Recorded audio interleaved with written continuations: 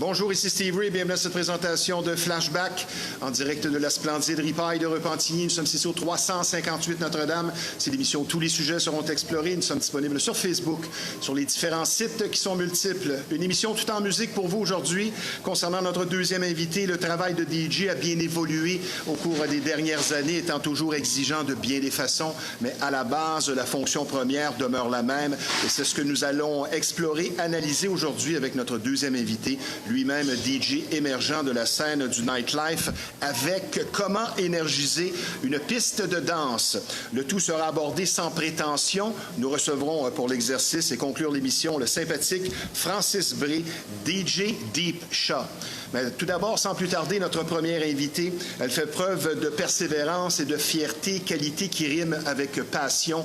Elle qui chante depuis plus de 15 ans de façon professionnelle. Elle est la voix et le visage du groupe Je lâche pas, hommage à Corbeau et Marjo, qu'elle personnifie avec brio et sa touche personnelle. Pour nous partager son parcours, nous livrer ses opinions musicales et parler des dessous du métier de chanteuse, avec nous, celle qui ne pourrait vivre sans chanter, Marie-Claude Gauvin. Bonjour Marie-Claude. Bonjour Steve. Ça va bien? Oui, toi? Nous sommes très heureux de te recevoir ici. Moi de même. Une des choses que tu m'as révélées, je dois dire, dès le départ, qui m'a un peu surpris, tu m'as dit « je suis jamais nerveuse ». Est-ce que c'est une question d'expérience qui façonne la confiance? Qu'est-ce qui explique que Marie-Claude n'est pas nerveuse avant d'entrer sur scène? Je suis bien entourée. J'ai une super équipe de musiciens. Ça me rend très confiante. Puis aussi, il faut dire que je chante depuis longtemps. Donc, ça aide. Fait que c'est un mélange d'expérience. Depuis l'âge de 4-5 ans. Exactement. On va y revenir sur ça. Donc, si tu n'es pas nerveuse, ben tu n'as pas de rituel d'avant-match. Pour prendre une expression, toi qui es une grande spécialiste de hockey, tu n'as pas d'habitude de superstition, tu fais pas de méditation, tu n'as surtout pas d'objet fétiche. Non. Ça se passe comment dans une prestation? Ah, ça se passe tout simplement dans une loge. Je vais peut-être prendre 5 minutes à moi pour peut-être faire un overview, qu'on pourrait dire, rapide du spectacle. Mais c'est sur scène que je peux dire que c'est dès que la première chanson embarque, la switch est à on, on part. Fais-tu des vocalises avant? Oui, par exemple, oui, un petit peu de l'eau chaude. Okay. Je bois de l'eau chaude, jamais. Non. Jamais d'alcool. La discipline personnelle qui explique la longévité aussi. Oui, entraînement, oui. Une petite discipline, c'est sûr. Le minimum. Donc, il y a une des raisons pourquoi tu chantes, c'est que de ton propre aveu, tu es un peu trop paresseuse pour apprendre un instrument. Tu as essayé, tu as pris des cours que ta mère... auquel ta mère t'avait inscrite à 9 ans, mais tu n'avais plus d'amis, comme tu me le disais. C'est ça. Mais tu ne joues pas d'instrument parce que c'est difficile à apprendre. Bien, difficile. Disons que je trouve ça plus facile de chanter, c'est sûr. Le clavier, ça m'a donné quand même une bonne base du solfège pendant 3 ans. Oh, parce que tu l'as appris bien comme il faut. Oui, ça, j'avais pas le choix. J'étais avec une religieuse qui disons qu'elle était assez... demandante à ce sujet. Puis, pour ce qui est des harmonies, alors à ce moment-là, étant donné que j'ai une base musicale, on peut aller les chercher facilement. Tu n'as jamais souffert du syndrome de l'imposteur? Non. Tu es animé d'une certaine confiance? Oui. Sur un stage, sur une scène, en spectacle, tu n'as pas le choix. Qu'est-ce qui fait qu'une personne très timide dans la vie, question que je pose à peu près à toutes les chanteuses qui viennent à l'émission, ou certains chanteurs, qu'est-ce qui fait que quelqu'un qui est extra timide dans la vie tous les jours se transforme en bête de scène quand c'est le temps de performer? Je me suis toujours posé cette question. J'appelle ça le syndrome du Dr. Jekyll et Mr. Hyde. Oui, mais savez-vous que j'étais timide avant. Quand j'ai commencé les spectacles, j'étais timide. Mais je pense que ça vient au fur et à mesure. Mais c'était pas une gêne. C'était tout simplement d'avoir peur d'ouvrir, de dire ce qu'on a à dire.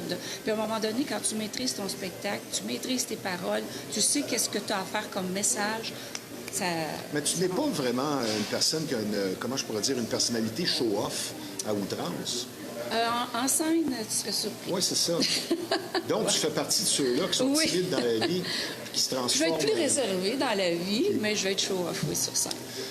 Professionnelle depuis 2010 et tu chantes depuis environ 1971 de façon amateur, étant enfant. Oui.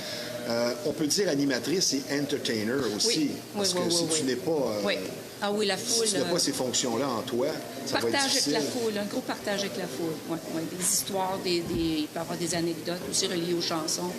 C'est sûr que... Entre les chansons, tu Oui. expliques des choses. Oui. Est-ce que tu prends des demandes spéciales? Parce que vous avez un répertoire de 3 heures. Oui, on a un répertoire de 3 heures. Tant mieux si la demande spéciale fait déjà partie, mais j'ai quand même des musiciens à consulter. S'ils sont corrects pour la faire, on la fait. Ouais. Une belle voix ne fait pas nécessairement une bonne chanteuse?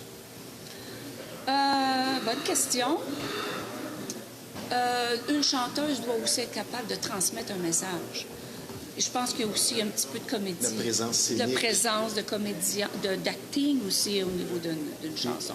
Si tu restes en avant comme un piquet, tu as une super belle voix, il va manquer quelque chose. Qu'est-ce qui fait une bonne chanteuse de façon complète en 2026? Une bonne chanteuse en 2026, je pense, c'est de se démarquer parce qu'il y a énormément de compétition, il y a énormément de talent. Spécialement avec Corbeau. Avec Corbeau. Maintenant, il y a 3 groupes hommages. Il y en a même Oui. un qui performe ici samedi. Oui. Ça donne comme ça. Ça donne comme ça. Mais je pense que ça vous rend meilleur. On en parlait avant l'émission. Si tu n'as pas de compétition, tu vas terminer dans la chaise versante comme un DJ qui est au même endroit depuis longtemps, qui finit par ne plus se forcer. Qu'est-ce que tu penses de tout ça? Bon, OK. La compétition. Disons qu'on était un des premiers groupes en 2019 à sortir pour faire l'hommage à Corbeau et à Marjo, mais je vois pas les compétiteurs comme des ennemis. Je les vois plutôt comme des passionnés de ce groupe-là qui veulent aussi faire connaître un excellent groupe rock québécois. Pour pas que ça sombre dans l'oubli, comme on en parlait tantôt. C'est un des meilleurs groupes rock québécois. On fait la même chose avec le vieux dance music. Alors, c'est un partage de passion, je pense. Et du travail, bien, il est censé en avoir pour tout le monde si tu performes bien. Oui. Qu'est-ce qui fait une interprétation efficace pour Marie-Claude Gauvin? Une interprétation efficace. Premièrement, c'est de maîtriser les paroles. Je suis pas contre les personnes qui ont des souffleurs ou des paroles, mais une fois que tu les maîtrises, tu rentres dans ton personnage et dans l'histoire. Encore plus confiance en toi. Puis tu communiques ça à ton public. C'est sûr que si tu n'as pas de public, c'est difficile d'avoir la groove en bon français, mais de maîtriser la... Une préférence français ou anglais? Non, pas de préférence, mais je vais avoir une prédisposition peut-être pour ce qui est du fait francophone, disons pour le Québec. Okay. Oui. Si tu devais donner un pourcentage pour la réussite, talent versus travail, tu dis quoi? C'est 50-50. C'est 50-50. Tu as beau avoir du talent, mais c'est paresseux. Non, exact. Ouais. Vraiment 50-50? Oui. Oui. Ah oui. Maintenant, la gestuelle de Marjo. Oui. Mon épine. Pas facile? L'épine dans le pied. Non, c'est pas évident. Elle a une petite gestuelle. Je veux pas non plus tomber dans l'imitation. Je veux plutôt la personnifier. Oui. C'est sûr qu'il y a des petits clins d'œil des fois sur des façons qu'elle se tient ou la petite main dans les airs. Mais bon, peut-être la coupe de cheveux aussi parce que j'ai la coupe de cheveux. Je vais avoir le look aussi au niveau de sa tenue vestimentaire. Pas juste une question de voix, là. Non, mais je veux pas tomber dans l'imitation non plus. Tu personnifies, comme je le disais en présentation, mais avec ta touche personnelle, c'est très important pour toi. Tout à fait. À chacun ses raisons. Pourquoi on chante? C'est un besoin. Moi, c'est un besoin de chanter. Enlève ma voix, on dirait que je ne vis plus. Faut chanter. Moi, je parle pas de ceux qui peuvent. C'est question d'exprimer des émotions ou de distribuer son énergie? Peut-être que oui, puis tu tombes sur quelque chose d'intéressant, étant donné comme dans la vie, je suis quand même réservée. Oui. J'ai une façon de m'exprimer plus facilement avec la chanson. Oui. Donc, le choix de mes chansons, le choix des paroles, bien, c'est un petit peu ce que Marie-Claude, dans la vraie vie, a le goût de dire aussi. Tu te définis comment comme chanteuse? Disons, dans tes forces? Je pourrais dire que, bon, premièrement, c'est ça, je suis attirée par le rock. Alors, c'est rockeuse dans l'âme, c'est de l'énergie. Oui. As-tu eu une période dance music et même disco? Ah oui, ben oui. Oui, j'en ai eu une dans mon jeune temps, c'est sûr. T'sais. Mais je reviens au rock tout le temps. Quelqu'un me confiait dernièrement qui pratique le même métier que toi, que la polyvalence est très important en 2026. Est-ce que d'être spécialisé finit par être un peu comme un entonnoir pour les opportunités? Comment tu vois ça? Oui, ça peut devenir un entonnoir, sauf que moi, je trouve que si tu es ciblé dans un créneau, c'est que tu te perfectionnes, par exemple. OK. Donc, Tu vas être encore meilleur parce que toi, tu cibles, là, puis OK. tu travailles ce que tu as à travailler, tu sais. Donc, je pense que ça a deux côtés de la médaille. Ta plus grande force, c'est quoi? Ma plus grande force, mon Dieu, sur scène, là? Oui. Attends une minute. Ma plus grande force, je pense que c'est la communication avec le public. OK. Oui. Ah, c'est intéressant. Ouais. Parlant de public, je ne veux pas te souffler de réponse, mais je pense que c'est beaucoup plus difficile de jouer devant 25 personnes Oui. que devant une foule gagnée à l'avance de 400 ou 1000 personnes. Tout à fait. Hein? Tout à fait. Tu sens plus épié. Oui, tout à fait. Tu l'as vécu, ça? Oui, je l'ai vécu parce que ça arrive que tu t'en vas quelque part, puis finalement, la température, peu importe la raison, tu attends 100 personnes, puis ils sont comme la moitié. Tu as plus l'impression de faire partie d'un petit Oui. groupe, puis que tout le monde te focus. Mais regarde, c'est Ben, des ça choses- fait partie, Ça fait du partie, tout. oui, du spectacle. Perfectionniste? Peut-être un peu trop par moment? Ouais. Même dans la vie de tous les jours? Ouais. Difficile à vivre, donc. Faudra demander à à mon Ouais. entourage. Mais bon, En oui. voulant dire, c'est jamais correct. Ouais, je m'autocritique beaucoup. OK. Je m'autocritique Il y beaucoup. a une certaine période de ta vie, c'était souffrant, parce que je pense qu'avant d'arriver à l'équilibre, on se torture. Ouais, mais ça, c'est la sagesse. Ça devient, ça change avec le temps, à un moment donné. Quel serait le point, on a parlé de tes forces, mais quel serait le point que tu as toujours en tête? Tu dis, je focalise sur ce point-là dans mon œuvre. C'est très important pour moi de soit continuer à améliorer, de toujours avoir l'œil sur ce point, que tu veux pas que ça t'échappe. C'est ma voix. Parce que c'est sûr que quand on vieillit, la voix change. Il va y avoir beaucoup de travail à faire pour garder une forme, un minimum de... Parce qu'on s'entend que Marjo, c'est pas ce qu'il y a de plus simple à chanter. C'est particulier. C'est particulier. Donc, c'est ça, là, pour le moment. On pourrait dire que c'est un peu le penchant féminin des CDC, presque. Ah oui, oui, Hein? oui. Est-ce qu'une belle voix sans puissance est vouée à l'échec? Ça dépend ce que tu chantes. Ça dépend ce que tu chantes. Si tu peux chanter du lyrique avec une belle voix douce, puis ça peut être très joli, tu sais, je veux dire, ça dépend de ton créneau, puis ça peut devenir une force à ce moment-là. Moi, j'ai l'impression que tu chantes même sous la douche. C'est quoi la fréquence des pratiques officiellement avec le groupe et tout ça? Sais-tu, chacun doit Oui. être responsable de sa partie, dont on se verra au spectacle? Non, pas tout à fait. Disons que oui, effectivement, chacun va faire son travail, ses devoirs chez soi. Avant un spectacle, on va avoir peut-être une ou deux pratiques ensemble, juste pour peaufiner aussi les transitions, voir s'il n'y a pas des changements, si une chanson devrait être changée de place, une autre. Bon. Puis en fonction du public aussi, des fois, on change de setlist. Quand c'est très familial, on va mettre moins de tunes de corbeau rock, là, puis on va y aller un peu plus sur le Marjo. Il y a toujours un petit peu de peaufinage à faire avant un spectacle. On va maintenant parler du groupe, parce que la chimie au sein d'une formation, je pense que c'est le point le plus important, Oui. et ça dépend de plusieurs choses. Oui. La disponibilité, la vision et l'objectif musical, l'esprit d'équipe, pas trop d'ego. Je pense que ça fonctionne bien dans votre groupe. Oui, tout à fait. Tout le monde respecte ces points-là. Oui, tout à fait. Depuis le début, on est la même équipe, puis tout le monde y met du sien. Même, on pourrait dire qu'on split les tâches au niveau des contacts, au niveau du travail. Bon, tout ce qui est... même, il y a un petit peu d'administration quand même à faire. Donc, oui, bel esprit d'équipe. Oui. Tu nous parlais tantôt, on blaguait avant l'émission. Je te disais, est-ce qu'en vieillissant, tu as plus de difficultés à monter ta voix, à être haut, perché et tout ça?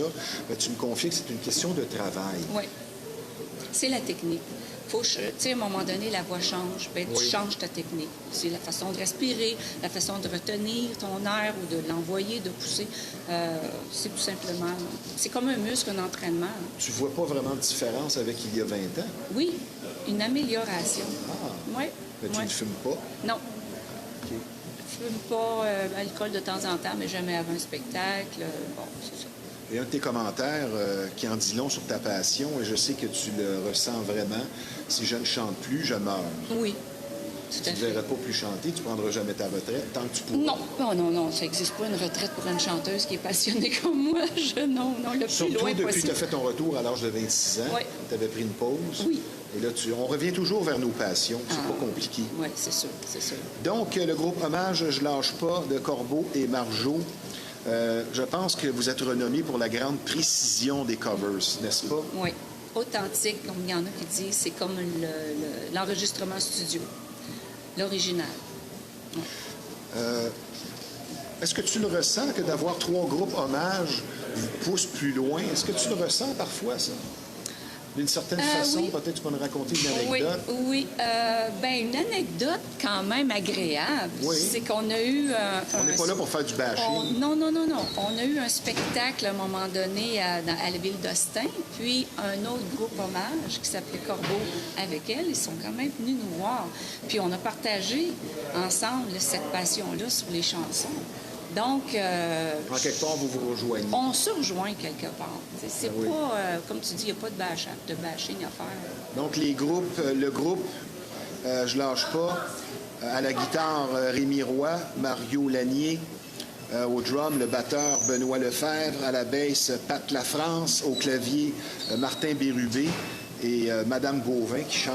Oui. Ce groupe-là existe depuis quelle année déjà? 2019. 2019, Ouais. juste avant la COVID. Bien sûr. Donc, pendant la COVID, on a pratiqué en masse. On a pratiqué. Oui, on a tout pas fini. C'est quoi le plus difficile au niveau des ajustements? Y a-t-il une chanson en particulier qui est peut-être plus compliquée que les autres? Je pourrais dire que compliqué, oui, disons, parce qu'il y en a des chansons, là, comme La Toune Demain, par exemple, qui a une structure très, très progressive. C'est un rock plus progressif. C'est très demandant pour les musiciens. Oui, puis il y a beaucoup, ça ressemble à de l'improvisation jazzée quelque part, ou très Led Zeppelin aussi même. Ça, on pourrait dire que c'était plus complexe. Puis quand on arrive dans les tunes, quand Marjo s'est séparée en 84 avec Miller, Jean Miller, il y avait plus de synthé, donc l'ajout du synthétiseur pour ces tunes à elle. Tu sais, le style... Il y a comme 2 périodes Oui, il y a distinctes. eu 2 périodes. Puis c'est les ajustements, puis faire ressentir ces deux périodes-là. Ouais. Quand on les rend, c'est du peaufinage à faire. Plusieurs événements en plein air. Oui. Vous avez joué au Centre culturel de la Ville de l'Avenir, Oui. entre autres, Montmagny, Saint-Hippolyte, Longueuil, plusieurs festivals, des Épluchettes, la Fête de la Saint-Jean, Quaticook, le bar Le Cerbère à Saint-Jérôme. Une entrevue Oui. télé pour Oui. À Nous TV. Oui, par Cogeco. Dans tes modèles, évidemment, il y a Marjo. Ginette Renault, j'imagine la puissance de la voix. Tout à fait. Mais tu m'expliquais que toi, Céline Dion, tu reconnais son talent, tout ça. Oui. Mais c'est pas nécessairement ton modèle à toi. Non, c'est pas mon On modèle parle à ici moi. de performance, je pense, parfois Oui. un petit peu trop. Oui, disons que c'est très, très, très personnel. Oui, j'y donne son talent. Oui, elle est reconnue mondiale. Oui, c'est une belle image pour nous, les Québécois. Mais c'est tout simplement une question de perception sur stage. Disons que c'est la sonorité au niveau vocal. Moi, j'aime les grooves, j'aime les voix plus basses aussi. Okay. Puis Ginette, disons que c'est comme un tambour major. Ah, c'est quelque chose. Ouais. Tu es également choriste au sein de la formation Bring Floyd, Oui. hommage à Pink Floyd. Et Brain Damage aussi. Ouais. Break Damage, Brain je sais. Damage. Brain aussi. Damage, ça, Ouais. c'est quoi? C'est un autre hommage à Pink Floyd. Ah, Tu vois, wow. les compétiteurs, hein? Donc, tu es anticonformiste? Anticonformiste. Oui. Pourquoi c'est si difficile pour un artiste de s'auto-évaluer? Bien, je pense que quelque part, on doit avouer, moi je vais le dire, la première, là, on a quand même un ego. On pile sur notre ego à chaque fois qu'on s'autocritique. Ça, c'est pas facile. C'est une question Puis, d'ego. Oui, c'est un apprentissage. Oui. Oui, c'est un apprentissage. Avant la pause, j'aimerais qu'on fasse une comparaison. Y a-t-il moins de pression en étant choriste que chanteuse qui est à l'avant-plan? Et si oui, jusqu'à quel point? Ouais. Y a-tu. C'est tellement différent comme rendement. Un peu plus relax. Oui, c'est plus relax. C'est sûr que c'est plus relax. Sauf que quand c'est ton tour, trompe-toi pas parce que c'est tout le monde. Tu sais, je veux dire, Oui. choriste, oui. OK. Mais ce qui est plus demandant physiquement, c'est quand tu fais le lead puis que tu fais de l'entertainment. Puis Ouais. d'être focus. Tandis que si tu es choriste, pardon, disons que la demande du focus, de temps en temps, tu peux regarder ailleurs, tu peux regarder. Oui, c'est sûr que physiquement, c'est moins demandant. Mais tu aimes autant. Oui. Autant ça. Oh, oui. C'est le fun de comparer des deux. Ma chère Marie-Claude Gauvin, la voix officielle du groupe Hommage à Corbeau, je lâche pas. On va prendre une petite pause, ça ne sera pas tellement long, puisque je vous rappelle que vous regardez l'émission Flashback en direct de l'éternel Ripaille de Repentigny. C'est un endroit charmant, un personnel souriant, mais surtout accueillant qui vous attend ici. On vous offre d'excellentes assiettes, et ce, 7 sur 7. Et je vous recommande une des spécialités de l'endroit, tout simplement inoubliable, la pizza au four à bois. C'est quelque chose. Donc, des spectacles de qualité, une atmosphère appréciée, de tout pour tous les goûts. Ça, c'est au 358 Notre-Dame à Repentigny. La Ripaille, une institution mythique, mais surtout sympathique. Et je vous rappelle également que nous sommes présentement en conversation avec la chanteuse du groupe Hommage à Corbeau et Marjo, je lâche pas, la talentueuse Marie-Claude Gauvin. Toujours autant d'activités tant sociales que musicales chaque week-end à la Ripaille de Repentigny. Cette semaine ne fait pas exception. La promesse est tenue. Plaisir et musique, comme toujours, au programme. Demain, jeudi, le 11 juin, c'est le Powerhouse Band qui vous attend ici, ce qui est instauré dorénavant tous les jeudis, un jam session où le public est invité à venir performer, pratiquer avec nous sur scène, donc apporter micro et instruments de musique pour l'occasion. Des musiciens d'expérience vous attendent sur place. On a beaucoup de plaisir le jeudi. Donc, pour un plaisir musical assuré, une ambiance festive juste à point. Et bonne nouvelle, plutôt rare de nos jours, l'entrée est tout à fait gratuite. On peut en profiter.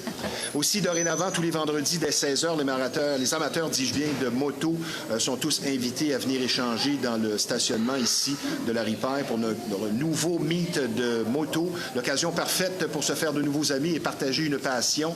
Plusieurs personnes sont ici déjà depuis une semaine ou deux, les vendredis. C'est quelque chose à voir. Et je vous rappelle que malgré l'élimination du Canadien de Montréal, la Ripaille demeure l'endroit numéro 1 de la Rive-Nord pour regarder un match de hockey de la finale de la Coupe Stanley. Jeudi, le prochain match, donc, nos écrans géants multiples et de la bière fraîche qui vous attend ici sur place. Une belle atmosphère pour de telles occasions. Et n'oubliez pas de nouveaux items au menu, dont le fameux Jimmy Burger. Et samedi, le 13 juin, dès 20h30, un spectacle affichant des artistes qui appellent notre nostalgie québécoise. On vous propose l'hommage à Corbeau et à Marjo avec Cash Moi, un autre groupe que tu connais bien, je pense. Donc, les meilleurs hits en reprise du groupe iconique marquant de l'histoire du rock d'ici sont à l'affiche. Et les billets sur le pointdevente.com, on dit beaucoup de bien de cette formation, Cash Moi. Par ailleurs, n'oubliez pas une nouveauté à la Ripaille, l'occasion parfaite pour se faire de nouveaux amis. Les dimanches dès 11h, venez dîner ou déjeuner avec nous, amateurs de danse en ligne, avec de l'excellente musique pour ce type d'événement, avec Daniel Paradis à l'animation. Puis, pour conclure un autre week-end de diversité musicale, dimanche qui s'en vient, on vous convie à un 5 à 7, vin, fromage et jazz. Monsieur Lapp, le toujours très apprécié et coloré, sera sur place. Donc, une dégustation de fromage, sélection de vins appréciés, une ambiance feutrée jazz. On réserve une table au 450-581-8100. Et quand on vous dit que ça bouge à la Ripaille, plusieurs spectacles signatures qui s'en viennent dans les semaines prochaines. Le 1er août, Yellow Molo. Le 15 août, nul autre que Michel Pagliaro. Le 22 août, Kevin Parent. Et le 12 septembre, Daniel Boucher. Donc, comme vous pouvez le constater chaque semaine, beaucoup d'actions et de tout pour tous les goûts à la Ripaille de Repentigny. Et ça, depuis 1975. Maintenant, un sujet un peu plus sérieux. Vous allez être traité avec beaucoup d'écoute et de compréhension. Si vous vivez une infestation, vous aurez compris ici qu'on parle de bébites. Et pour certaines familles, c'est carrément un drame. Et plus vous attendez, plus le problème va s'aggraver. Donc, la solution à une infestation, c'est Rive-Nord Extermination. C'est près de 40 années d'expérience qui vous attendent sur place. Une entreprise familiale très sérieuse et un service personnalisé. Donc, la solution à une infestation, Rive-Nord Extermination, le numéro de téléphone dans le 450, qui est le 582-6706. Marie-Claude. Oui. Être membre d'un groupe demande plusieurs conditions et qualités. On en a parlé avant l'émission. Un commentaire sur la nécessité, malgré tout le talent du monde pour le musicien, de la ponctualité. Oui. Oui. Oui, oui, oui. Ponctualité. Hey, oui. Moi, j'en suis une maladie. Je veux dire, je ne veux pas jamais arriver en retard, même toujours en avance. Puis la ponctualité, c'est démontrer le respect envers les autres. T'auras beau engager Jimmy Page à la guitare, non. S'il est toujours 3/4 d'heure en retard, il va finir par se faire haïr. Exactement. Un peu comme le joueur de hockey qui ne fait pas de passe. Bon, mettons. Alex Kovalev dans le temps. Oh, tu te rappelles d'Alex Kovalev? J'étais jeune, hein? OK. Donc, tu réalises la chance de pouvoir jouer avec des musiciens stables, non seulement talentueux. Oui, tout à fait. Tout à Tu peux fait. remercier le ciel de ça parce que Oui. C'est pas facile de monter un groupe. Puis je me le fais dire souvent que je suis appuyée par une très bonne équipe de musiciens. Ouais. Et pas se comparer, tu m'as confié que c'est important. On se compare avec soi-même sur Ouais. notre performance, mais il ne faut pas se comparer aux autres. Non, non, tout à fait. Parce que la comparaison, bien, à ce moment-là, quand tu es dans la comparaison, il y a un jugement. Puis automatiquement, dans le jugement, je pense que en partant, c'est négatif. Tu compares au lieu d'aller voir tes forces, puis d'aller appuyer tes forces. Donc, je pense pas que la comparaison, c'est la meilleure méthode. Tu as effectué un retour à 26 ans. Oui. Par la base, tu as réappris, tu as fait partie d'une chorale et Oui. tout ça a été décidé autour d'un feu. Bien, oui. C'est qu'en principe, je faisais des cours de chant. J'ai fait des cours de chant pendant 7 ans. Puis ma professeure de chant décide à un moment donné de faire un genre de happening dans sa cour. Il y avait un feu. Puis il y avait des musiciens qui étaient là, qui faisaient déjà partie d'un groupe. Donc, ils m'ont entendu chanter. Puis ils ont décidé, hey, ce serait le fun que tu fasses quelques chansons. De fil en aiguille, on a fondé le groupe Magic Ride, mais c'est après ça. Et c'est venu rallumer la passion. Exactement. Et quand c'est une passion, ben c'est pas un travail. Non. Non, non, non. Si tu devais répondre sur le long terme, technique ou talent? Oh mon Dieu, sur le long terme, talent. Talent. Oui. Technique. S'il n'y a pas de voix, mais tu as une bonne technique, sur le long terme, ça va être moins bon d'avoir beaucoup de talent. Ben, le talent, c'est parce que si quand même tu essayes une technique d'un bord et de l'autre, je veux dire, si tu n'as pas ton talent, la technique elle va tomber dans le... Non, je pense que ça prend le talent d'abord. Okay. Ouais. La question que je pose à tous les intervenants du monde de la musique qui viennent à l'émission, est-ce que la musique était meilleure avant? Oui. Et pourquoi? Parce qu'elle était diversifiée. Moi, je trouve que avant, tu avais beaucoup de styles. Maintenant, c'est de plus en plus ressemblant. Ou, bon, en tout cas, c'est ma perception. Oui. Je veux dire, bon, c'est ça. Ben, c'est à peu près toujours la même réponse. Ah, ouais, hein? Ben, il y a encore de la bonne musique. Il y en a encore. Mais je pense qu'on dirait que le nombre Ouais. de bonnes chansons qui sortent, c'est pas comme avant. Pourquoi qu'il y a des hommages, justement, de tous ces groupes-là des années 70-80? C'est parce que ça manque aujourd'hui. Ça veut dire quelque chose. Exact. Comme les soirées avec du dance music, 80-90, Oui. il y a une raison à ça. Tout à fait, tout à fait. Section goût personnel, quelle est la voix la plus originale de l'histoire, selon toi? Peut-être la plus unique, et tu n'as pas le droit de répondre à Elvis Presley. Ah, mon Dieu, tellement. Ah, Seigneur. Homme ou femme, là, qui te passe par la tête? Ben, c'est homme. OK. Les voix d'hommes de Axl Rose, puis...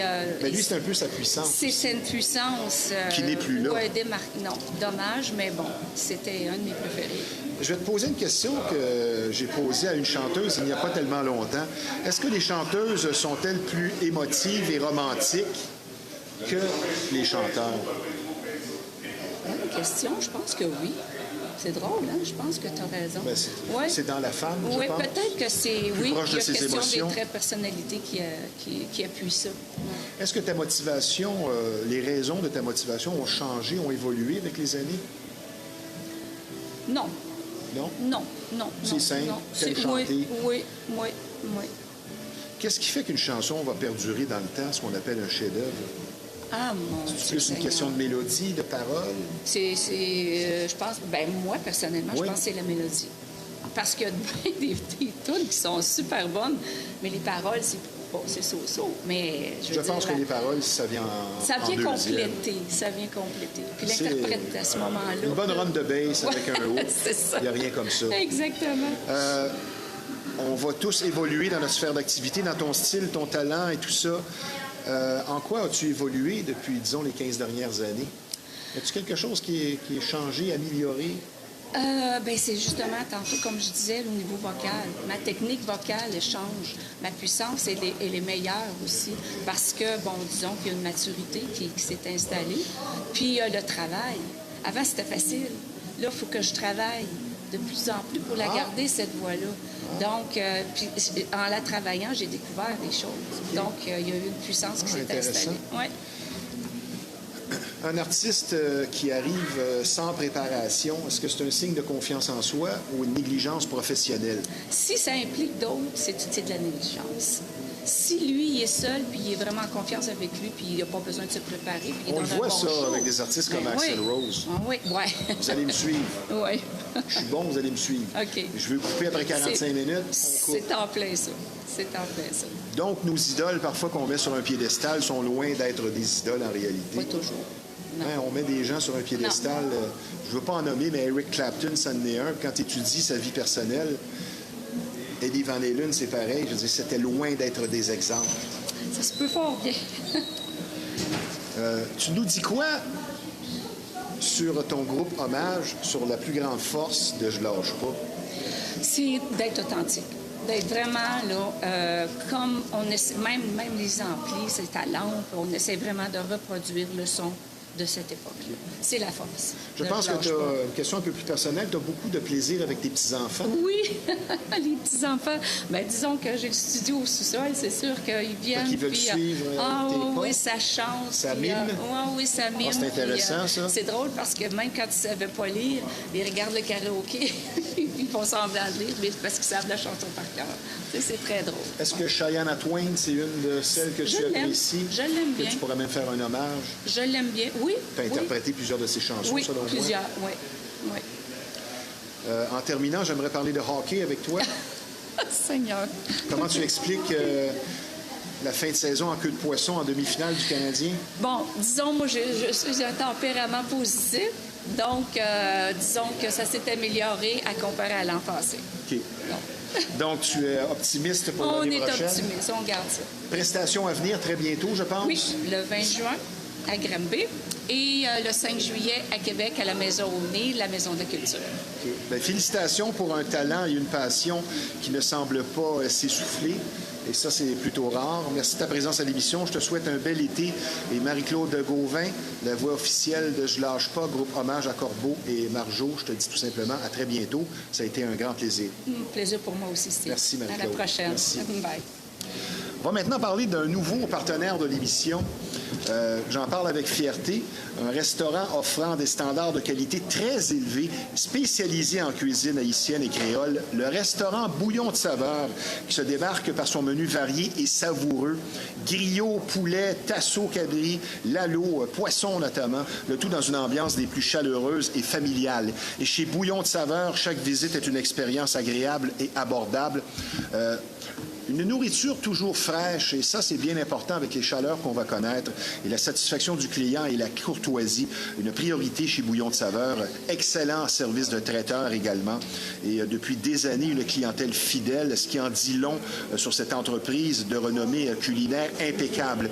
Donc, pour le plus savoureux possible, quand on parle de cuisine haïtienne et créole, Bouillon de saveur, on vous attend au 2291 Fleury-Est à Montréal, le numéro de téléphone dans le 514-961-75 43.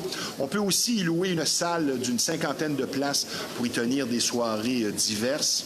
Une belle option. Donc, pour un repas, une expérience mémorable, le restaurant et service de traiteur Bouillon de saveur, la cuisine haïtienne et créole à son meilleur. Et comme vous le savez, l'émission Flashback est liée maintenant en partenariat avec les Orioles de Montréal de la Ligue de baseball junior élite du Québec. Je vais vous faire le compte-rendu de la dernière semaine, mercredi dernier, le 3 juin. Défaite à Repentigny contre le Royal par la marque de 7-6. Le tout, malheureusement, sur un mauvais lancer. Une belle performance offensive de Charles-Antoine Tripp avec 3 coups sûrs et la défaite au dossier du lanceur Joshua Jones. Vendredi, pas un bon résultat à domicile. On a perdu 5-0 contre les Bisons. Pas grand-chose à dire sur cette performance avec seulement 2 coups sûrs. Le lanceur perdant, Charles-Antoine Tripp. Et le match de samedi à Saint-Eustache contre les Bisons a été reporté comme tant d'autres matchs en raison de la pluie. Et pour compléter notre compte-rendu de la semaine, hier, mardi le 9 juin, les Orioles ont connu l'un de leurs meilleurs moments jusqu'ici cette saison grâce à une victoire in extremis contre les triples champions défendants Ducs de Longueuil à Montréal au stade Gary Carter. Un match des plus enlevants, c'était 7-7 en 7e manche et à leur dernier tour au bâton, Vasily Kolositas soutiré un but sur balle avec les buts remplis pour une victoire qui fait du bien, 8-7. Les Ducs menaient 5-3 en 4e, puis Simon Bujol a frappé un retentissant circuit pour Montréal et les Orioles ont ensuite pris les devants en 6e grâce au simple de 2 points d'Anthony Lucas qui a eu 4 points produits hier et les Ducs ont ensuite créé l'égalité égalité en début de 7e, pour ensuite voir les Orioles l'emporter à leur dernier tour au bâton. La victoire va donc au dossier du lanceur Joshua Jones en relève, la défaite à Victor Flanagan. Un fait intéressant, donc la patience au bâton a procuré 12 buts sur balle hier aux Orioles durant ce match. Et prochain match samedi à Laval contre les Pirates dès 19h et dimanche ici à Montréal, on recevra Laval à notre tour à 14h au stade Gary Carter pour compléter le 2-2. Et j'ai discuté cette semaine avec le directeur gérant et entraîneur-chef des Orioles, Renaud Catelier, afin de connaître ses impressions sur le début de saison plutôt difficile de son équipe. Et ses réponses furent comme toujours pertinentes et logiques, avec un calendrier compressé cette année de 49 matchs à jouer. Chaque formation aura traversé des séquences de matchs nombreux, ce qui fut le cas pour Montréal, les Orioles avec 8 matchs à un moment donné en 8 jours. Donc cette jeune saison, qu'est-ce que vous voulez? Dès le début, on connaît une séquence de 8 matchs en 8 jours. Donc, c'est très difficile pour l'offensive, mais surtout pour les lanceurs qui n'ont pas encore le bras aiguisé. Pour l'offensive, c'est plus facile et on l'a prouvé cette année, notamment en comptant 10 points lors de la même manche. L'offensive est là, on peut marquer des points. Il restera aux lanceurs, disons, de revenir en force. Ça n'a pas été facile depuis le début de la saison. Les bras des lanceurs de l'équipe ont connu un résultat qu'on aurait voulu un peu meilleur, mais c'est beaucoup plus difficile étant donné qu'on n'est peut-être pas prêt pour la somme de travail. Donc, le moral est bon. Ce n'est pas tout décidé encore. On est dans une saison qui est plutôt jeune. Il reste encore de nombreux matchs pour remonter au classement et faire les séries éliminatoires. C'est ce qu'on souhaite.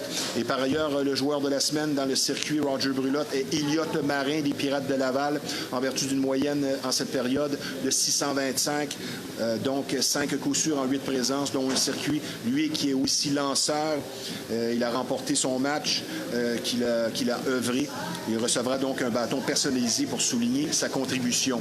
Et les Diamants de Québec, donc, dominent présentement le classement en vertu d'un dossier de 12 victoires et 3 défaites. Et la fiche des Orioles de Montréal aujourd'hui, au moment où on se parle, c'est 4 victoires et 9 défaites. Et comme je vais vous le dire et vous le répéter à chaque semaine, très important, un match de baseball de la Ligue de baseball junior élite du Québec, spécialement au superbe stade Gary Carter de Montréal, un stade rénové, est une activité agréable, abordable et ce, pour toute la famille.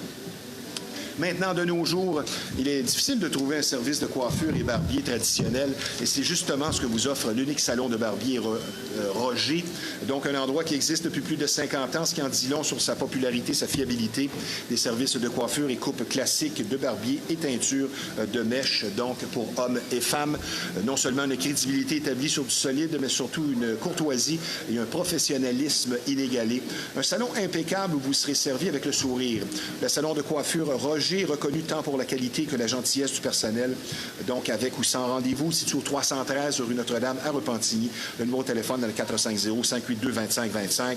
Le salon de coiffure et barbier Roger pour une satisfaction et un service de qualité assuré. Je vous parle maintenant d'un endroit spécialisé dans le domaine de la mécanique et de son entretien qui propose un rendement des plus crédibles et reconnus. L'atelier, dis-je bien, de mécanique Fast Tuning pour la qualité d'un service exclusif et ça à des prix compétitifs. Un personnel accueillant, un service vraiment compétent, spécialisé aussi en véhicules européens. Une bannière existant depuis plus de 20 ans, donc une fiabilité reconnue et appréciée. Un garage pour faire du millage, comme dirait l'autre. Fast Tuning, situé au 223 Notre-Dame à Repentigny, 450-470-1333. Le client est notre priorité, notre promesse, un service de qualité. Nous enchaînons maintenant autour de notre deuxième invité. Quiconque veut devenir DG devra essentiellement maîtriser plusieurs facettes de l'emploi, mais avant tout, le sujet de cette chronique représente la base essentielle du travail du disque jockey. Comment énergiser une piste de danse?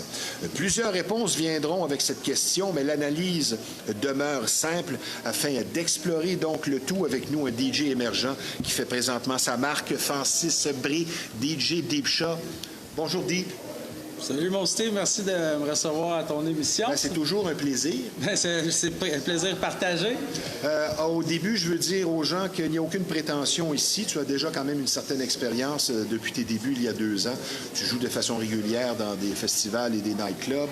Tu as fait partie de DJ La Relève 2026. Tu as très bien fait ça. Je veux spécifier que comment énergiser sa piste de danse. Le point le plus important, bien, il y a une différence entre une piste de danse avec 6 personnes puis une piste de danse gagnée à l'avance avec 300.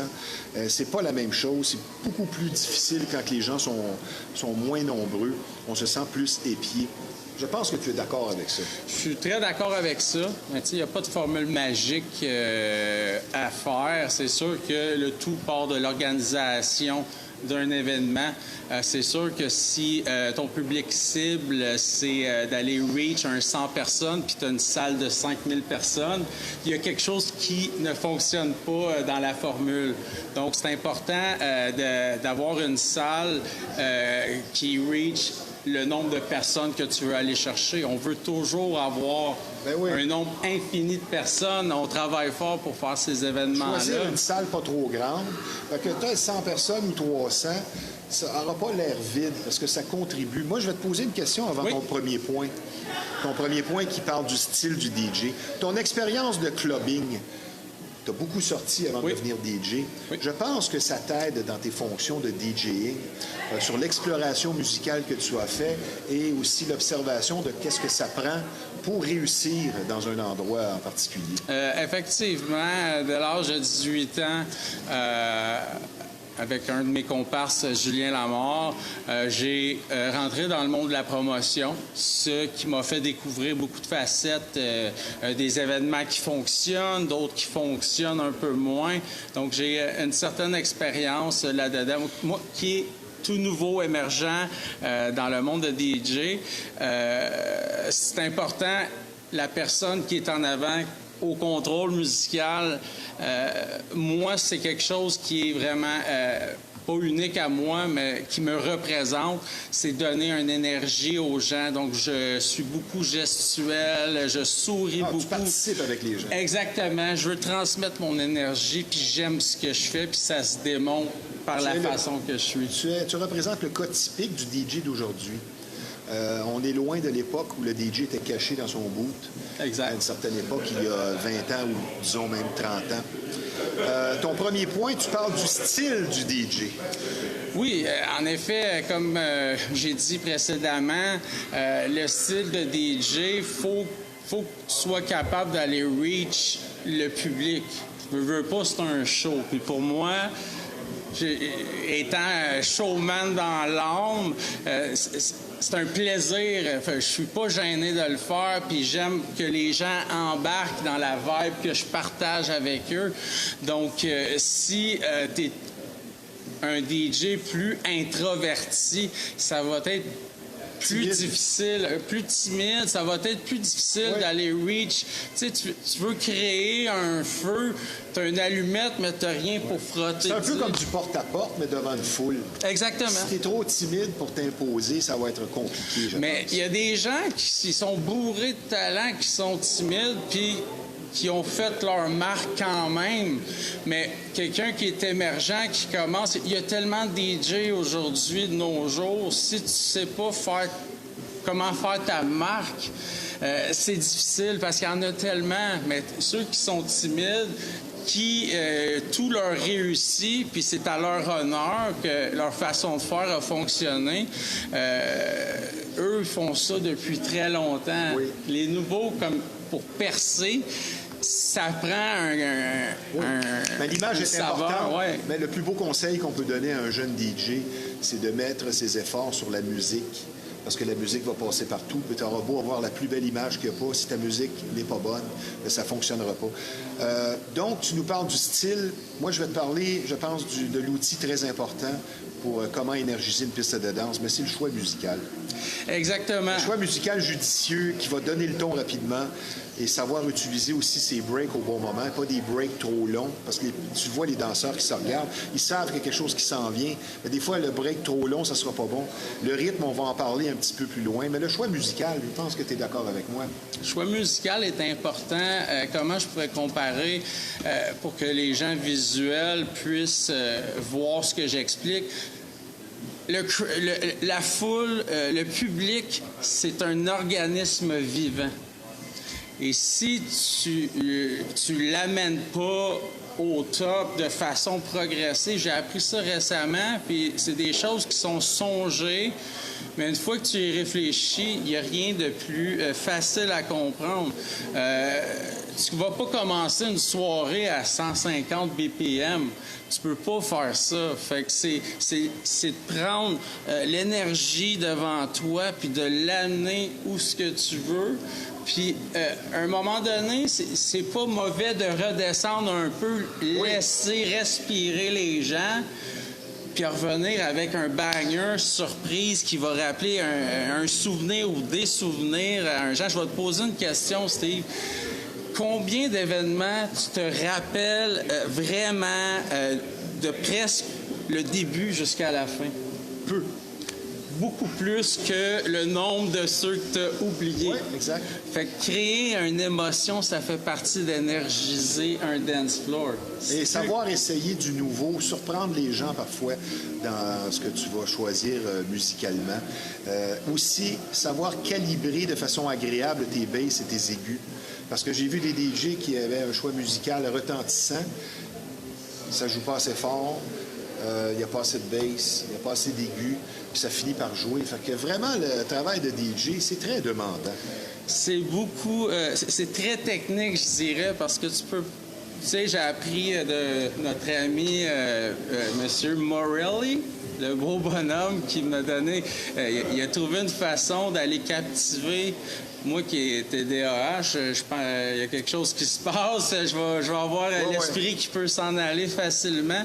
Mais lui, avec sa passion, sa façon de faire, il a réussi à captiver puis m'apprendre des choses que ma conjointe m'avait déjà appris.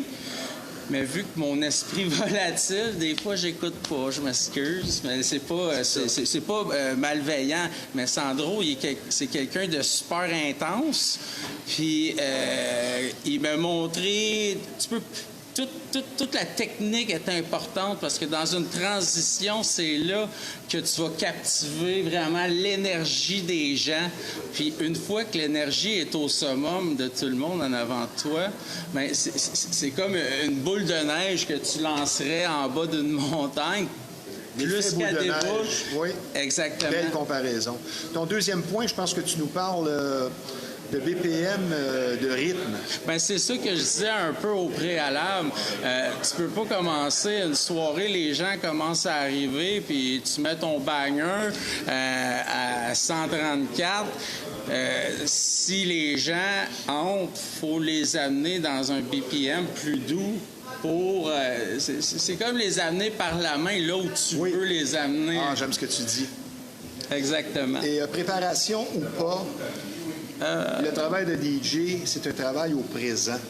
C'est censé être sa force de voir ce qui se passe. Exactement. Parce ça, que c'est ton important. point suivant, c'est la crowd. Donc, lire ce qui se passe. Ils sont dus pour remonter ou pour descendre. Exactement. Tu vas le voir dans l'énergie. Les DJ qui ont beaucoup d'expérience, c'est quelque chose de facile à eux parce qu'ils ont vécu l'évolution. Fait que c'est rendu facile. Mais ceux qui sont émergents, puis je vous encourage fortement à pas lâcher de faire ce que vous aimez parce que ça se démontre dans la façon que vous le faites. Comme je disais, le crowd, c'est un organisme vivant. Je me répète.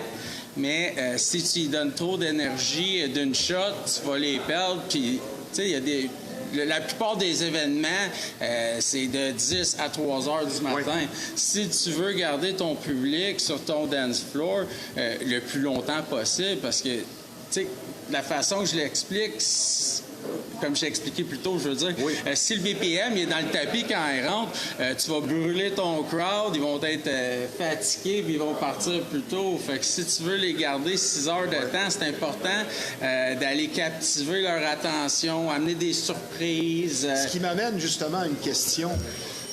Savoir choisir une chanson qui a un beau build-up. Tu sais, tu parles de monter tranquillement l'énergie de tes gens sur place. Mais il y a des chansons qui sont parfaites dans le domaine du rock, on dit progressif. Mais le vieux dance music, c'était ça. Il y a un build-up, il y a un plafond, on redescend, on remonte. Et je pense que de choisir une chanson avec une belle ascension, ça va être une des clés. au bon moment. Exactement. Il y a des mélodies, il y a des styles. Tu sais, chaque être humain a des préférences, mais tu sais, quand tu as une foule devant toi, oui. Ça va être plus facile. Tu sais, quand le DJ il va lire son crowd, il sait quoi faire au moment opportun afin d'aller chercher le maximum de l'énergie des gens devant eux. Tu sais, tu vas pas aller... t'es rendu à 128 BPM avec un banger, tu vas pas tomber avec un 122 d'une chanson moins connue. Oui. Tu sais, il y a des moments pour placer ce style de... Tu sais, les nouvelles chansons qui sont peut-être pas connues, mais il y a une façon de l'amener, puis c'est ça l'expérience. Puis c'est ce que je suis en train de vivre.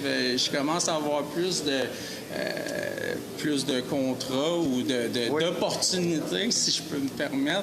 Mais toutes ces expériences-là m'amènent à un niveau supérieur. Mais je suis encore un petit bébé DJ qui apprend, qui j'aime apprendre. Ben non, j'ai pas 40 ans, voyons donc. Mais oui. Francis, ton quatrième point, tu nous parles de l'accessibilité aux événements et aux nightclubs, je pense. Oui, en effet, c'est sûr que quand tu organises un événement ou tu as un intérêt pour quelque chose en vie de tous les jours il n'y a pas de stop. C'est sans arrêt. Le monde vive à 200 000 à l'heure. Tu organises un événement puis tu vas dans un coin éloigné, ça va être plus difficile d'aller attirer... Oui. Et la date choisie. Ça, il n'y a rien de plus... Exemple, vous voulez des petits conseils, pas d'événement, choisir les 2 premières semaines de janvier après le temps des fêtes. Le mois de novembre est peu propice. Le début mois de l'école. Mars, Le début de l'école. La rentrée. Le mois de mars, les gens sont fatigués. Et souvent, ce que je dis, c'est que tu te dis, on aurait eu 40 personnes de plus, on aurait eu vraiment la perfection dans ce qu'on voulait. Les indécis, c'est eux autres qui vont... Il pleut, qu'est-ce que tu veux? T'es pas chanceux, il pleut cette journée-là. Mais t'as peut-être une quinzaine d'indécis qui seraient venus, mais là, regarde dehors, il pleut, ils iront pas. Fait que c'est d'essayer au moins, ça, on peut pas le prévoir 2 mois à l'avance, mais tu peux prévoir ta date et prendre une date qui est sexy, qui est attirante. Moi, je veux te parler l'accessibilité. Moi, je veux te parler l'accessibilité du DJ et sa jovialité. Oui. Toi, tu es accessible, tu es jovial. Oui, effectivement. Je pense que c'est incontournable, au-delà de la timidité, puis oui, le choix musical, mais la jovialité du DJ, c'est donc important. Bien, moi, je vais... Quelqu'un de simple. Une anecdote super cool. Je ne vais pas nommer personne dans une énergie négative, mais je l'ai vécu avec certains artistes parce que j'ai fait de l'organisation d'événements plus jeunes. J'ai des artistes qui arrivaient limite temps, OK? Puis il fallait les amener dans une loge. Là, quand le show commence, ils viennent faire leur show. Puis quand ils finissent leur show, ils dégagent puis ils partent. Mais moi, ce qui m'a vraiment marqué dans ma vie, c'est l'artiste sans pression. Je l'ai booké à 2 reprises, un chic type, un gars tu sais, je m'en vais dans le hip-hop, mais c'est juste pour montrer que quand tu es un artiste, que tu sois hip-hop, metal, rock, DJ, c'est important de donner au crowd, les gens qui payent leur billet pour venir te voir, mais sans pression. Il a passé la soirée avec nous tous. Il était dehors. Lui a vraiment une façon de faire que j'apprécie. Oui. Ben, je vais te faire une comparaison sans nommer personne. Tu invites dans un événement comme DJ La Relève 2026 un DJ émergent. Il vient faire son heure. Il fait son heure, il disparaît sans te dire bonjour. C'est sûr qu'il laisse pas une bonne impression. C'est pas méchant, mais il faut faire attention à ces petits points-là. Exactement. Parce que là, le phénomène humain, comme tu l'exprimes si bien, ça veut dire que tu t'intéresses pas aux gens. Si tu vas là, c'est une question d'opportunité. Tu prends ton argent, tu fais ton heure, puis tu sacs ton camp. Bien, surtout que la relève, c'était fait à la base... Se connaître. Pour se connaître. Ben oui. Puis c'est important de donner son maximum. Tu veux percer, tu as été choisi, c'est parce que tu as du talent. Oui. Mais de t'intéresser aux gens, oui, ça fait toute la différence, parce que les gens vont s'en rappeler de ça. Petite question avant la pause. Yep. C'est une colle. Est-ce qu'on peut être bon DJ sans expérience? as pratiqué dans ton sous-sol pendant 5 ans. Puis quand tu arrives devant une foule, est-ce que tu peux être bon? Il y a tellement de petites lignes vis-à-vis de ça. Oui, tu peux être bon. Mais c'est peu probable. C'est peu probable parce que c'est facile. C'est pas facile. Je vais pas aller là. Mais te pratiquer, tu peux être le meilleur technicien du monde avec ta console, mais que tu arrives devant un crowd, tu ne lis pas ta piste de danse et les gens... tu ne captives pas leur attention. C'est important de savoir comment lire. Je suis tout nouveau là-dedans. De savoir lire un crowd, je commence à le faire. Si tu ne l'as jamais fait, c'est pas que tu n'es pas bon. C'est un art qui se maîtrise. Alors, je te dirais que oui et non. Francis Bré, DJ Deep Show, on va prendre une petite pause. Ça ne sera pas tellement long, puisque je vous rappelle que vous regardez l'émission Flashback en direct de l'éternelle brasserie La Ripaille de Repentigny. C'est un bar, salle de spectacle apprécié, mais également un restaurant au menu au service de grande qualité. Et nous sommes présentement en compagnie d'un DJ qui est de plus en plus reconnu sur la scène du nightlife et de l'événementiel, Francis Bré, DJ Deep Shot. Je parle d'un partenaire important, et ce, depuis un certain temps, de l'émission Flashback. L'aspect financier de la vie semble prendre de plus en plus de place, et afin de vous éviter un stress quotidien inutile en rapport avec votre situation financière, pour une approche efficace et sincère, la solution, c'est Shorna Astin, experte conseillère en sécurité financière. Et les services sont nombreux pour l'analyse de vos besoins financiers, l'amélioration du crédit, l'élimination de dettes, la planification de votre retraite, les régimes d'assurance vie, et tout ceci dans l'objectif d'une indépendance financière que vous méritez. Et les connaissances vastes en finances de Shorna vous aideront pour sûr à garder le cap ou tout simplement à redresser votre situation. Donc, pour une santé financière qui sera claire et dont vous serez fier, l'excellente Shorna Astin au 438-878-6504. Et depuis quelques années, les gens prennent conscience de l'importance d'une saine alimentation pour une bonne santé. Et l'alternative pour vous, c'est Pure Keto, un marché d'alimentation unique spécialisé en alimentation faible en glucides notamment. Et Pure Keto est parfait pour maintenir ou revenir à un poids santé. Depuis 6 ans déjà, Pure Keto vous offre fraîcheur et qualité, des produits variés, également des plats, dis-je bien, prêts à manger, équilibrés. Parfait aussi pour diabétiques. Expertise et courtoisie, toujours au rendez-vous. Et nos prix sont compétitifs. Par ailleurs, pour des conseils judicieux et un accompagnement vers votre réussite, le sympathique propriétaire Patrick, qui a lui-même perdu 160 livres, toujours sur place pour vous guider. Donc, pour aller de l'avant avec votre santé, Pure Keto, 358 Notre-Dame, local 130 à Repentigny, le numéro de téléphone dans le 450, qui est le 582-88-88. Pour votre santé, chez Pure Keto, on a ce qu'il vous faut. Mon cher Deep Shot. Oui, mon Steve. En quoi as-tu évolué musicalement depuis tes débuts officiellement comme DJ? Que tu remarques là, déjà, après 2 ans, que tu dis « Ah, me semble que sur tel point, je me suis vraiment amélioré. » Bien, vraiment la technique, parce que je vais partir d'avant le 2 ans que je suis devenu plus sérieux. C'est facile de mettre plein de bonnes tracks, une après l'autre. Mais la saveur de ce que tu présentes aux gens qui t'écoutent, la transition, c'est quelque chose d'important. Passer d'une chanson à un autre, dans mes débuts, c'était... Tu mets le son à off, puis tu montes de l'autre côté. Mais c'est un tout.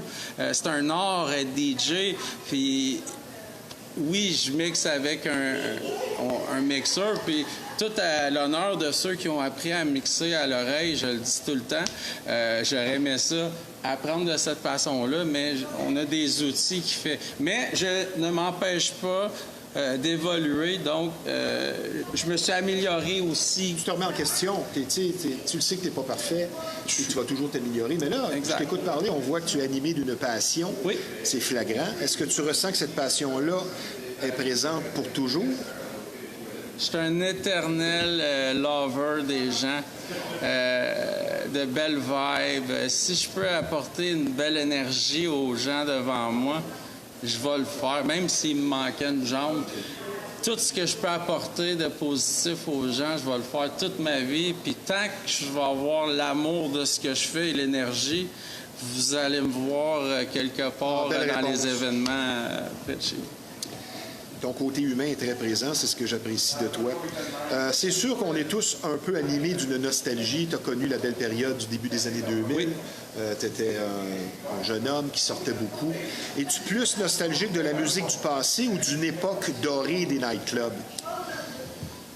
Ben, je te dirais que j'en ai parlé la dernière fois qu'on s'est assis ici ensemble. L'époque, en partant, la nostalgie, c'est de se rappeler quelque chose qui a été positif à ta vie, qui a été plaisant. Tu ne peux pas revenir dans le passé. J'ai apprécié chaque moment, mais il faut apprendre à regarder où ce qu'on est présentement et l'apprécier. Les souvenirs vont toujours être là, mais c'est aujourd'hui que tu peux faire en sorte de changer demain pour les autres. Amener la passion, la musique, ma façon de faire en tant qu'artiste aux gens, c'est ce qui m'allume le plus dans ce que je fais présentement. Intéressant. Est-ce que le moment de la journée, l'heure où va jouer le DJ, influence sa musique, sa vibration qu'il va tenter de transmettre? Parce que c'est sûr que tu es peut-être plus fatigué à 2 heures du matin que de jouer à midi. Qu'est-ce que tu penses de ça?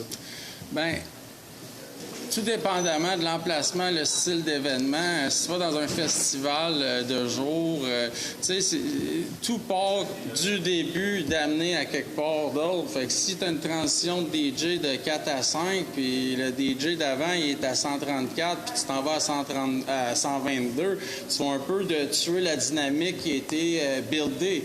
Fait que tout dépend, mais tu sais, comme dans on l'a vécu récemment à la relève. Il y a eu une belle énergie, puis sans dire que tout était parfait, mais les gens, tu n'as pas de contrôle sur les gens s'ils sont fatigués. Il y avait une ambiance fébrile. Exactement. Puis si les gens ils partent plus tôt vis-à-vis leur quotidien, c'est pas de la faute à personne. La personne a le droit de s'en aller quand qu'elle veut. Mais l'important, c'est de te donner... Je vais en profiter pour passer un message à ceux qui sont à l'écoute. Si j'ai un petit conseil à donner aux gens parfois qui vont se servir de Facebook pour se plaindre d'une situation où les gens ne les encouragent pas, où on sait bien c'est telle situation, puis là c'est ci, puis c'est ça. Ne jamais faire de post sous l'émotion du moment, surtout quand c'est du négatif. Et il faut faire attention parce que Facebook, nous, on essaie de faire de Facebook quelque chose de pertinent, de transmettre, faire connaître des gens, transmettre des notions. C'est pas... en bon québécois, un corps à vidange, je file pas aujourd'hui, puis je vais embarquer sur Facebook, puis je vais me plaindre. Et souvent, ces messages-là sont remplis de fautes, zéro crédibilité. Et ça donne quoi? Même si tu as 50 réactions, c'est peut-être des gens qui sont dans le négatif comme toi, qui vont embarquer, bien, pourquoi ci, puis pourquoi ça? Facebook, c'est censé être un reflet de notre société de façon positive et non pas essayer de domper nos émotions là-dessus. Donc, les messages faits sur l'émotion, faites attention à ça. C'est pas une bonne Si on faisait un retour dans le passé, oui, tu pourrais revenir pour 24 heures dans le passé. Tu choisis quelle année et quel club? Caroline de Ben. Mon petit côté lover va me rappeler Code QR. C'est un événement que mon ami Julien Lamar avait fait avec Mélissa Courtemanche et quelques partenaires. Puis c'est là, c'est là que j'ai vu mon amoureuse. Pas pour la première fois parce qu'on s'était entrecroisés, mais les circonstances ont fait que j'étais un barman. Puis c'est là que j'ai vu sa lumière, j'ai vu qu'elle existait. Puis il y avait plein de gens que je connaissais, que j'aime beaucoup, que j'ai évolué dans la vie avec. Fait que c'était vraiment cool. C'est pas comme, mettons, tu t'en vas dans une soirée que tu connais personne. Ce soir-là, la plupart des gens se connaissaient, puis j'ai vu briller sur le stage DJ Mary-Eve. Tu es romantique. Je suis pas romantique, mais oui, je suis romantique dans le fond. Je suis sûr que oui. Est-ce que la sagesse arrive à 40 ans? La sagesse, c'est quoi ça? OK, bonne réponse. As-tu encore une certaine adrénaline d'avant-prestation? Ça se passe comment dans ton cas? Moi, je suis quelqu'un en partant... Confiant et fébrile? J'ai souvent plein d'énergie, super confiant. Là où ce que le cœur titille le plus, c'est de 5 à 15 minutes avant une performance. Là, tu sais, des fois, ma conjointe n'est pas là, puis oh boy, j'embarque dans 10 minutes. Là, c'est un petit électrochoc agréable. C'est normal. Je le gère bien. La journée que tu n'auras plus ce petit choc, c'est que tu seras peut-être un peu surconfiant. C'est là qu'on se plante. Exactement. Des prestations à venir, si tu veux en parler? Oui. Demain, on est au 299 rue Victoria, à Valleyfield. C'est jeudi. Non, c'est pas demain, pardon, c'est vendredi. Vendredi. Okay, puis, vendredi, c'est Sunset Rooftop avec Ben Mancini, Garzone, Mike Ellie, MVTH. C'est tous des DJ de notre région dans Vaudreuil-Soulanges. C'est Sunset Rooftop. Et samedi, c'est l'événement mexicain. Non, c'est vendredi. Dia de los Muertos, c'est vendredi. C'est ça que tu parles. Exactement. Okay. Samedi, c'est la fête à DJ Mary-Ève au Luxuria. On va être une belle gang là-bas. Endroit sans sens, ils mettent tout le temps le paquet pour la décoration et le côté faire vivre une expérience aux clients. Okay. Alors, je vous invite, on va être plein. Puis Marie-Ève, elle va mixer avec notre ami Mario. Donc, avec Phantom, j'ai hâte. Ça va être cool. Merci de ta présence à l'émission. Belle chronique. Je te souhaite beaucoup d'engagement professionnel, un bel été. Et je te dis tout simplement, DJ Deep Shot, à très bientôt. Merci d'avoir été des nôtres. C'est un plaisir. Puis Steve, merci pour ton émission. Réglé comme une horloge. On ne dit jamais assez merci. Mais ce gars-là, c'est un professionnel. Puis je l'aime de tout mon cœur. Salut tout le monde. Merci, à bientôt. Francis. Maintenant, si vous avez des idées noires, il ne faut pas laisser celle-ci l'emporter. Je vous donne les numéros de téléphone pour une écoute active. 1-866-APPEL. Il y a telle aide dans le 514-935-1101. Il y a également, tout simplement, le 988. Un gros merci également au Centre d'imagerie Pixel, que l'on surnomme l'incontournable quand on parle d'imprimerie, de graphisme. Tout simplement, le numéro 1 Larry du Nord. C'est situé au 351 Notre-Dame à Repentigny. Un service varié, très professionnel. 450-654-9944. Ici Stevie Ray. Merci à nos deux invités. À la semaine prochaine.